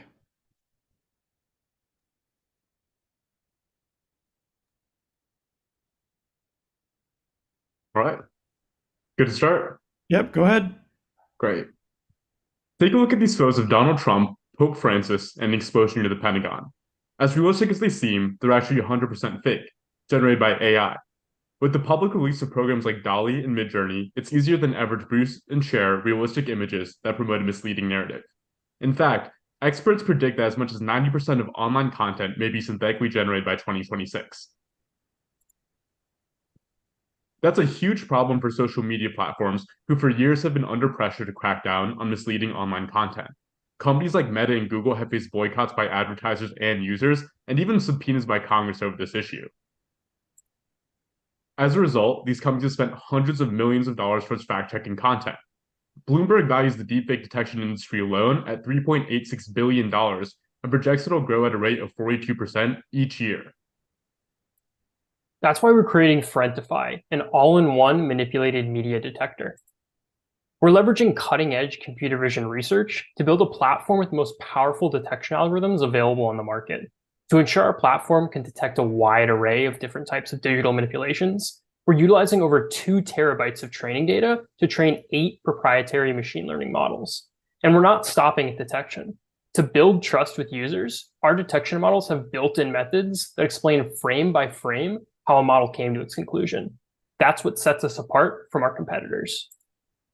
Here's a real screenshot of Forentify. Users can upload media to the site and receive a digital forensics report. Since last month's micropitch, we've developed the first model to Forentify, which detects facial and voice manipulations in videos. This model has accurately detected that the video is synthetically modified, flagged the specific pixels that show signs of manipulation, and extracted these manipulated sections for the user. We've won 2 grants this year from Microsoft's Democracy Forward team to support our efforts at Forentify. This week, we deployed the first detection model to the platform, and we're on track to deploy 3 more by the end of this year. We believe that Frientify has immediate market potential through a B2B subscription model. Through our API, customers will be able to integrate Frientify directly into their platforms to automatically gauge the authenticity of user-uploaded content. Imagine Facebook being able to auto-flag images that appear to be fake instead of relying on analysts to manually cull through thousands of posts each day. After launching our MVP, we have two priorities. First, beta test Frientify to ensure it aligns with the needs of our digital landscape. And second, build strategic partnerships to demonstrate and publicize the use cases of Frientify. These initiatives will situate us well to monetize our platform ahead of the 2024 November election. For the last 3 years, Jeremy and I have been leading DisinfoLab, the country's first undergraduate-led disinformation think tank. We publish cutting-edge research, work with NATO headquarters, and even develop software for former U.S. cabinet officials. Now we're using our software engineering backgrounds to build Frientify. Thank you. And that's time. Okay, thank you. Please unshare your screen. There you go. And we're going to start this time with the Angels team. Wow, very, very impressive. So can you describe a little bit to us the value proposition that Microsoft saw in the software that you're developing or the approach that you're taking, so we understand that a little bit better? Next, the ICAP team. I probably shouldn't do this, but I'm going to jettison my ICAP relationship for here for a second. Putting my investor hat on. Obviously, everybody is talking about this. I mean, Meta announced something today that they're going to do some of this stuff. Why you guys? What makes you think you can take on Google and Microsoft or be bought by Microsoft and Meta? Why you guys? And the Collab team. I'd be interested, kind of following that. What's your IP around this? What is the differentiator here versus some of the other players in the market that are trying to solve the same thing?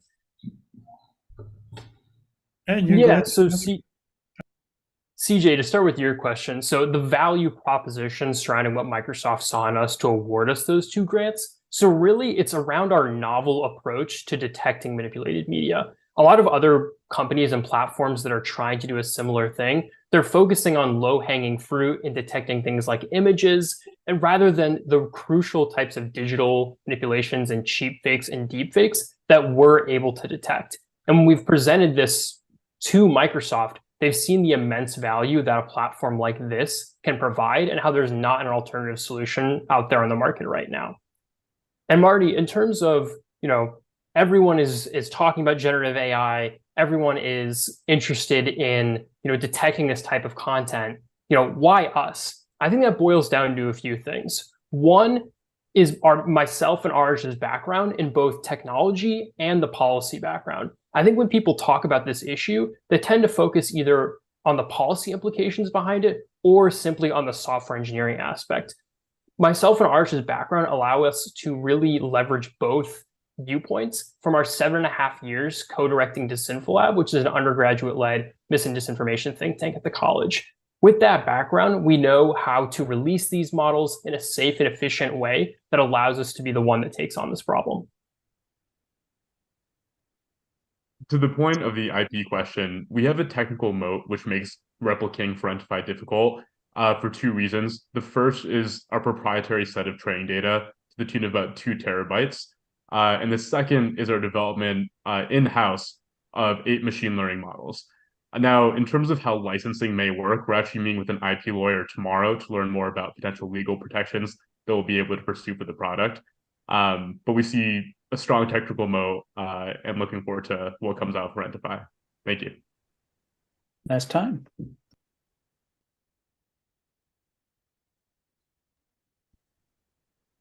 Okay. We're good. I think that's it, Gary. Okay. Let the judges know what's next. We powered through all 12. And judges, you should have received a Zoom link so you all can excuse yourself and start the bloodbath. I'm glad I'm not a judge because what a tough competition this year. It's exactly what we were hoping for. to remind everybody, this is a platform just to validate your idea. So from where things started, from validation to where they are today, you all did a great job. So we're judges. You are excused to start your deliberations, and then we will see you in a few minutes. For the rest of us, we're gonna keep this party train rolling. We have I'm super excited to announce Steve Waddell as our keynote speaker tonight. Steve is the president and CEO of Nasoni, and Steve's journey, it really is a testament to the relentlessness and innovation and entrepreneurial spirit that he has. He first began his career engineering some of the world's most advanced nuclear powered vessels, and then he made waves in the entrepreneurial side, and he first appeared in Star Peninsula back in 2015. And 14. Since then, 14. 2014. And since then, Steve secured over $80,000 in startup competition prize money, and he's raised significant angel investments. So it really it's nothing short of inspiring from that standpoint. Under his leadership, Nasoni has become an award-winning fountain faucet brand, celebrated for both its innovation and quality. That's not all. Steve recently was awarded $2.022 million Phase 2 SBIR grant for the next exciting advancements for Nasoni. And to top everything off, I don't know how you have time for all this, but Steve has penned Valuepreneurs, a book sharing his entrepreneurial wisdom with the world. So the whole thing, Steve, thank you for joining us today. Looking forward to your words. And the reality of it is everyone's a winner tonight. And it's a matter as if you continue to keep that journey moving forward. $5,000 in seed funding is great, but it's not going to get you to where you need to be. So, Steve, I'll turn the floor over to you so that you can talk about what you have done and how you've continued your journey. Fantastic, Tim. Thank you. Let me get my my screen share going, and I'm going to share my sound so that we're all set for that. Let me go into presentation mode. All right. So let me get this out of the way too. First of all, thank you for the opportunity to speak here tonight. And I'm proud of all of you guys, man. You guys did a fantastic job pitching. So I'm going to talk to you about beyond the pitch, your entrepreneurial journey. So again, congratulations to all of you. You've done the best thing to get here. You're all of the best. So congratulations. And today's pitch competition isn't just a competition. It's a celebration of the entrepreneurial spirit, not just yours, but in all of Hampton Roads. Things are taking off in Hampton Roads. But as Tim just mentioned, persistence pays and the real win is perseverance. And I hope to demonstrate that to you through what I've been through. Out of my book, this is in the book, and it's the top 10 roadblocks entrepreneurs face. And I'm only going to mention number one. You can read the rest. But number one, lack of funding. I know all of you need money. We all need money to get there. And as Tim mentioned, I raised over $80,000 in startup contributions. But I just want to caution you, and this comes from my wife, who is president and CEO of Reed Integration, a government consulting company. And she says, no matter what, when you think you have enough money to go full-time with your business and you've got that money set aside, no matter how much it is, quadruple it, because it's never enough. And don't forget that you're going to have to pay for things like health insurance. So she wanted me to make sure you guys remembered all that. So Nasoni, where did it come from? And I'm going to start with just a quick little video from this video that I saw. You do that. No, you go. No, you do that. Fine. Here's how you use it. You can either sit from here, or you can put your hand, and it comes out this little hole. So those are the Nasoni fountains of Rome, and there are 2,500 of those along the streets of Rome. And they bring water from the Apennine Mountains through the streets of Rome, and people drink from them for over 150 years. And when I saw it, I'm like, why isn't that in the bathroom? Why would you want it in the bathroom? Well, there's a lot of reasons. Here's an example. I've animated what's called the aerosol effect. When you flush a toilet, bioaerosols are ejected that go through the air and land on all the surfaces in the bathroom, including E. coli and Staphylococcus. And those germs, like the one on the top left, they're going to land in the cup. And you don't wash that cup enough, and he's ingesting it. So if you got sick one time, might not know where you got it from. Could have been from E. coli, from the aerosol effect. So what do some people do about it? One of the things I learned is in this journey is that some people rush in the shower because of that. I had never heard of that. Others cup their hand. Now, you know what? Your hand didn't clean. You've touched the surface in the bathroom. So there's still a need there. Yet others, like myself, would crane their neck. I know all of you see yourselves in some of these images. Then I would also see my wife at night cup her hand, splash her face to rinse facial cleanser off. It's wasteful of water, and it's just inconvenient and messy. Guys would do the same thing for shaving cream, unless you're like my friend here and shave in the shower. So I decided I would fix the problem after seeing the idea. And this is January 2014. I went to Lowe's and I bought a fiberglass sink and a faucet. I drilled a hole in the top, and I don't know why I put a tube in the top. And Tim, you've never seen this one. Hey, it's New Year's Day, January 1st, 2014. First test of the Nasoni faucet fountain concept. So let's first turn the sink on. And it's a faucet, not a sink. I was still learning plumbing products. We have a little bit of flow out the top. We go ahead and restrict the flow. We get our fountain effect. You can incrementally restrict it, so that concept works to adjust the height. So I like that. Just got to be able to stop the flow entirely. So in 2014, I took that idea, and it was just an idea. It was not a prototype even. It wasn't an MVP. And I was picked like you guys to pitch in the top 50, but I failed to qualify for the top 3 finalists. Back then we had 3 finalists. But I didn't let that failure stop me because I believed in the idea and I wanted to take it further. So then by the next year, I had made a lot more progress, and I decided to enter the 2015 Get Started Hampton Roads competition hosted by Cox Media and Inc. Magazine. Down to where these folks are all curious as to who gets the big money, right? So tonight's grand prize winner will receive $5,000 cash from Cox Business. Thank you very much. Tom Selmore, we got to pay this off. 1 year of Cox Business Services for free, a segment on Cox Connection, Cox 11, a featured article on Inc.com, 1 year Hampton Roads Chamber of Commerce membership, 3-year subscription to Inside Business, creative consultation, some of you guys mentioned this, creative consultation and advertising package from Cox Media, dual communication, terminal, mobile, reader, and app enrollment with a free year of service from To Charge. And tonight's winner for the Get Started event is Nasoni.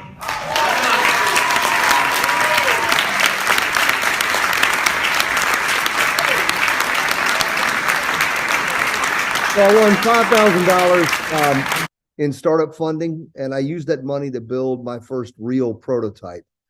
There you see the prototype, and in the video I was making here, I actually was recording a video that I could submit to a TV show that was coming up called Steve Harvey's Thunderdome, and I decided to apply for that. It was being shot in LA, so I was actually accepted and flew out to CBS television studios in Hollywood. There's my dressing room door. I was actually on stage with Steve Harvey, and I competed against another entrepreneur for the audience vote. There was the hair and makeup team I was with before I went on stage. And if you might know Tom Bergeron, host of Dancing with the Stars, he walked by my dressing room. I'm like, "Hey, Tom, can we do a selfie? I want to show it to my wife." What a great guy. He took me up on it. But the bottom line, long story short, is I won $50,000. I won the audience vote. And I used that money to go into production of building my MVP, designing and building an MVP of my faucet. I continued to look for funding, and I entered the 2017 inaugural 757 startup competition. Marty Kazabowski was one of the judges, by the way. You can see Marty there. And it was only $757. But you know what? Every penny counts when you're an entrepreneur and you're looking for money. What I didn't realize, it also came with $20,000 worth of consulting services. So that helped even more. In 2018, I failed again. I had taken my MVP faucets. I went down to the Kitchen and Bath Show in Orlando. We won the Best of KBiz People's Choice Award, and I was flying high. I applied for the Entrepreneur Elevator Pitch Startup Competition. I flew again out to California, this time on my own nickel, and I had to get on an elevator and get 60 seconds to pitch to judges at the top. I tried to make it intriguing by not showing them my faucets, but it backfired. Let me show you how it went.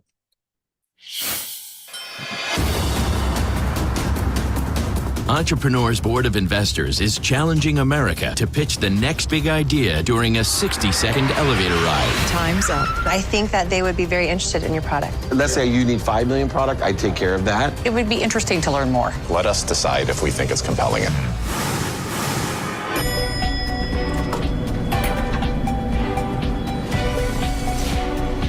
What the heck is it? I want to see it. What is it? Your 60 seconds begins now. Going up. Hello, my name is Steve Waddell, and my company name is Nasoni. You know, it's not very often we get to participate in market-disrupting products. In fact, some people don't get that opportunity in a lifetime. But I'm bringing that to you today in the opportunity to reinvent the bathroom faucet. Yeah, it's awesome, too. You remember in 2004 when the curved shower curtain rod was introduced? It revitalized or changed an entire market. And it was one of those, why didn't I think of that products? This is the same kind of thing. So we took our faucet in January down to the Kitchen and Bath Industry Show in Orlando, the largest show of its type for bath products in the country. And we came away with the Best of KBIS People's Choice Award. We've also won almost every startup competition that we've ever entered. Our faucets, our patented faucets, are ready for production. We're at the goal line, and with your help, we'll get there. Now, I know what you're thinking. How do you reinvent a bathroom faucet? I'd love to show you how. 4, 3, 2, 1. Oh, man, he's a meanie. The tease. Yes. He's breaking the cardinal rule of pitching. What does he want? I know. Well, you don't know what it is, and we don't know what he wants. Our whole world today is like, leave him wanting more. Like, I'm so curious. I always want to let them in because I think it just takes so much. But 2 things. He didn't tell us what he wanted, and I don't know what it is. Not great. Not great. Yeah, let's send him down. Going down. Wow. Sorry, guys. I would love to have shown it to you. I will at least unveil it so you can see what you missed out on. We've won almost every startup competition we've ever entered, and we're going places with it. You'll see us out there, and I'd love to talk to you more if I ever get a chance. If your company is that good to win every award, then tell me what it is, show me what it is, and tell me how I'm going to make money from it. Let us decide if we think it's compelling enough to make the investment. My strategy was to go in there and not let them see the product until we opened the elevator doors. That was the enticement, right? And it didn't work. It was a lot of money to fly out here, and unfortunate that it was only for 60 seconds, but that's okay. Hey, no risk, no reward, you know? You got to go out on a limb, that's where the fruit is. So as you can imagine, I'm flying home, I'm thinking to myself, you know, hey, God, why did you put me in this position? You know, spend all this money I didn't have and didn't even get to open the door and go pitch. Well, little did I know that 2 weeks later, the show would air. And there was a lady that I worked with from the SBA in Richmond, and she saw the show air, and she called a friend of hers named Ben. Ben happened to call me, and he said, hey, Steve, I heard about your product. Tell me about it. And when we talked about it, he said, I'm an investor in Minnesota. Would you like to talk with them? And I did. And the investor team then said, hey, we think if we're going to go any further, we need for you to fly to Minnesota, and let's meet in person. The long story short, that was the Otten Associates. And after the first meeting with them, they agreed to invest $600,000 into my company, and that allowed us to go into production. So even though there was a failure on the show, I never would have gotten the seed round had I not been on the show and failed. And then we went on to win a bunch of awards with the product, as you can see across the bottom. So what is the product? I'll show you that real quick. And a radical new idea is needed. Introducing the award-winning Nasoni fountain faucet. It's designed to create an impressive amount of water savings while being a pleasure to use. And it pays for itself by saving as much as 88% over conventional faucets. Imagine simplifying rushed daily routines. The Nasoni fountain faucet streamlines routine activities such as face washing, rinsing shaving cream, and brushing our teeth while providing a profound expression of luxury. And in the case of seniors at risk for dehydration, fountain faucets make clean, healthy water more accessible. To some, it's just water. To us, it's where we regain our sanity while contributing to planet Earth's sustainability. Nasoni. Save water and love doing it. It's better for you, better for the planet. By the way, that motion is trademarked that you just saw, that water motion. Anyhow, by the way, being an entrepreneur is a roller coaster ride because now we've gotten the funding, we got a product, we won a bunch of awards, but guess what? Our product arrived for distribution, for sale in February of 2020. What happens in March of 2020? 100-year global pandemic. That's a risk I could never have predicted. I didn't expect that at all. But so now we had to figure out how to pivot, right? But remember, luck is when preparation meets opportunity. Roman philosopher Seneca. And so in addition to that pandemic, the PPP loan was given out, and I applied for and got $20,000. And I took half of that to help fund operations, but I also took the other half and I turned it into $2.5 million. Well, how did I do that? Well, if faucets weren't designed for able-bodied users, how much harder are those for motor impairments? Think about somebody disabled trying to use a faucet. They can't crane their neck under it and do the gyrations we try to do. So Dr. Nancy Gurdon introduced me to Dr. Lisa Caperna. That's Lisa on the left. She's the clinical director for Old Dominion University's Monarch Physical Therapy. She saw our faucets and she said, if good gosh, imagine if I had a sensor version of that, we could really help our spinal cord injured patients. So I applied for a non-dilutive phase 1 SBIR grant, which I won last year. And we just finished the phase 1 clinical trials in May. I also applied for a state CCF grant, $75,000. I won that back in March, but we won our $2 million phase 2 grant this past September. And along the way, I also applied for a $2.5 million grant with the National Institute of Aging. So the $10,000 could turn into $5 million sometime in January. So what I've done is I want to give back to the community. So over the last 9 years, I've learned so much about how to develop a roadmap to bring a product to market from idea to selling. And I call it the value-driven product development process. And not only is it a roadmap, I've also integrated the business model canvas and the Steve Blank customer development model, which I haven't seen any other book do. You can see it starts with an idea at the 1 o'clock position. And the saying ideas are a dime a dozen? That's because they're full of risk. So you see in the center there, risk, the risk ring, if you will.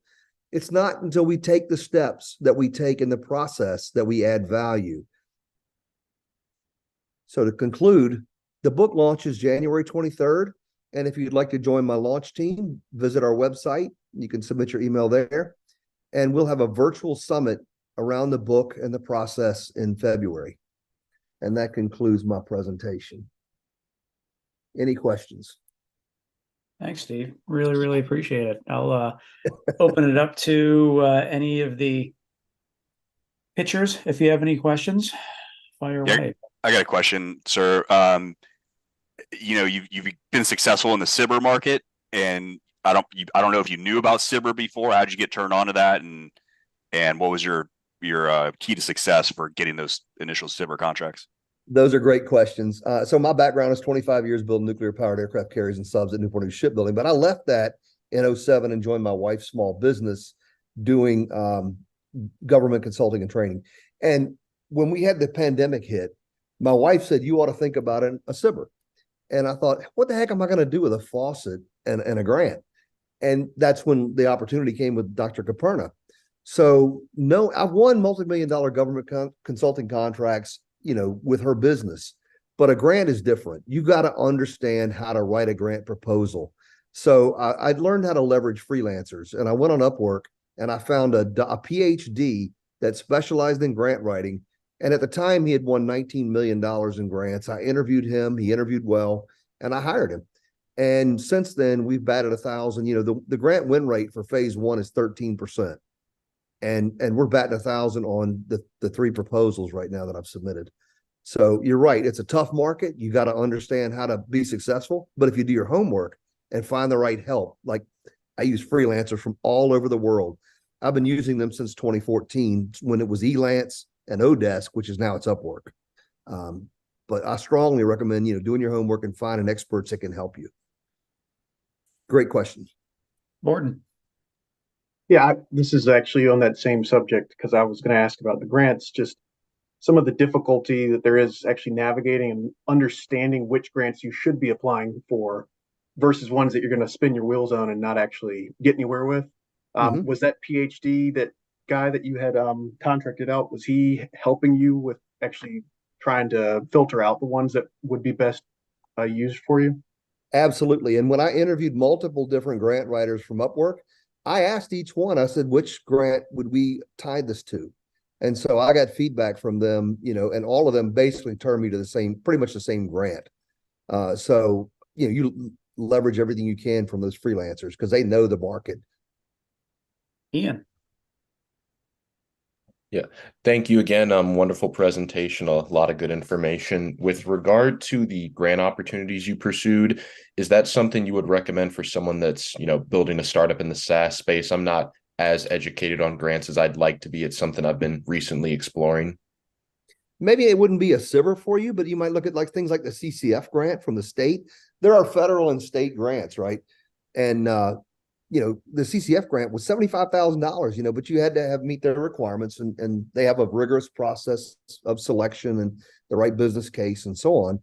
But non-dilutive funding is always the best, right? Because they don't get any ownership in the company. They just want to see you succeed. Well, Steve, thank you so much. Really, really appreciate the time and you sharing your story with all of us. I mean, I tell everyone every year that the people that win are the ones that stick with it and don't give up. And you are a true testament to that. So thank you. Thank you so much for participating in Startup Peninsula back in 2014. And then 9 years later, coming back and sharing your story. Thank you so much. Thank you for the invite. And I see that the judges are popping back in. I'm not sure if we have them all here. If you can confirm. Tim, while you're waiting, if somebody wanted to, they could reach out to me by email later on, steve@nasoni.com. It's pretty easy. Awesome. Thank you so much. I do have results. You do? The smoke is rising. Oh, wow. Yes, the smoke is rising, and we have a selection. But before the selection, I think you have some things to talk about, Tim. Well, I would like to hear what the judges have to say. If there's any closing comments that the judges would like to share, add a little suspense, if you will. I'll go. Yeah, I've been doing this since the dawn of time. It's hard to believe how much progress you guys have made on this thing. It's fabulous. I'm looking forward to seeing what's next. And this really has been the best group that we've seen. And frankly, the fact that you could sit there and listen to Steve Waddell talk gives me some pleasure that you managed to do that too. So congratulations for making this far. Marty was one of my mentors, so there you go. I just say logistically, it flowed very well. So everything was just spot on with the links and everything flowed and worked, which is half the battle on these things. So you kept, knock on wood, Murphy's Law at bay on this. So thanks so much. I just wanted we do our best. Thanks, Tim. I just wanted to say congratulations to all the founders, no matter where you land today. It was really inspiring to hear what you guys are working on. Tons of enthusiasm. You guys are why we do what we do every day. So grateful for that, and congratulations already for what you've been able to pull off. Yeah, ditto what Evan said. Thank you for your contribution today, and your winners for having just gotten this far with your ideas. You've chosen a hard path, and so perseverance and tenacity, and being able to pick yourself up when the day didn't happen well and keep moving on. These are all friends of yours that'll be on this journey. And so hats off to each and every one of you for being where you are and for being part of this process today. Unlike my ICAP colleague Marty, I've not been doing this forever. So and this is actually the first final that I've attended. I've been a judge at several of the earlier events. So I want to congratulate all of you too for the progress that I see that you've made, both in content but presentation as well. And there's a really nice diversity of projects to hear presented today. So thanks to all of you.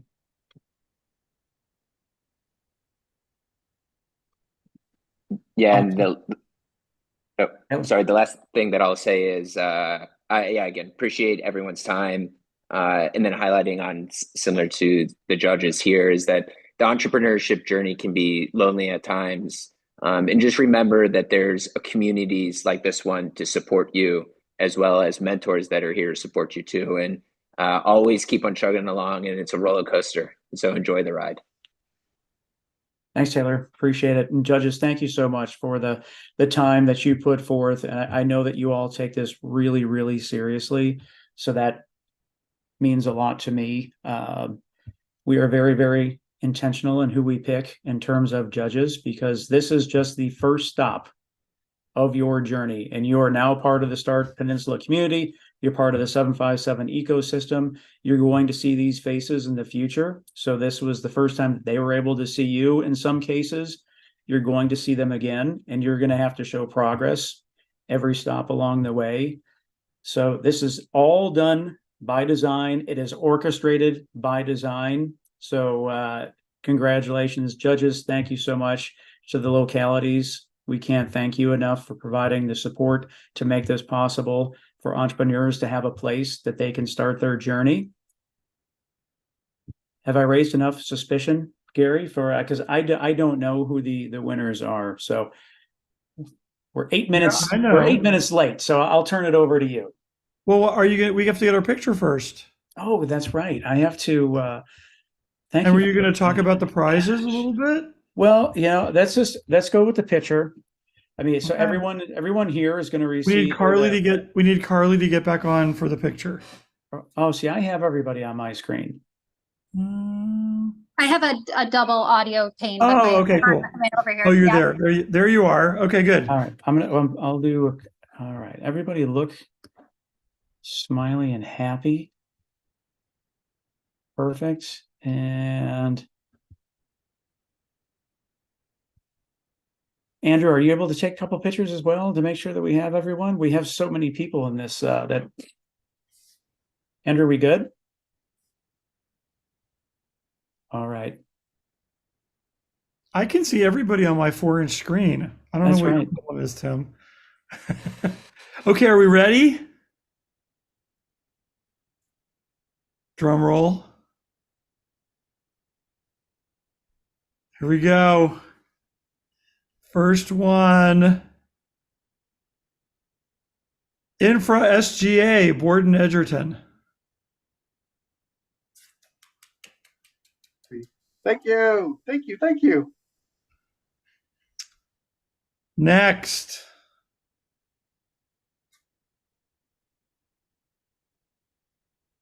Reg Vij and Jeremy Swack with Frentify.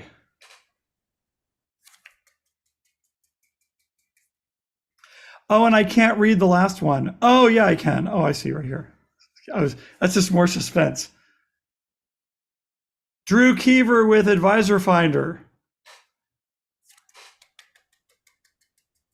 Congratulations to you all. Everyone, you are a winner. The only one that loses are the ones that quit. Congratulations. We will be in touch with everyone because we have some paperwork to do so that there's some, so we can send the prize money your way. Judges, thank you again. It means the world to me and the world to the entrepreneurs. Dan Gerard from the core team, thank you so much as always. Andrew, thank you. James Doe, our new addition. We couldn't do it without you guys. Gary, the MC, the man, thank you so much. Localities, you all are great. Everyone is great. Have a great evening and good night. Tim, you did a great job too. Thanks, everybody. Appreciate it. You don't get enough Thank you for the credit, Tim, opportunity. yourself. So Thank good job. you. Thanks, everyone. Good night.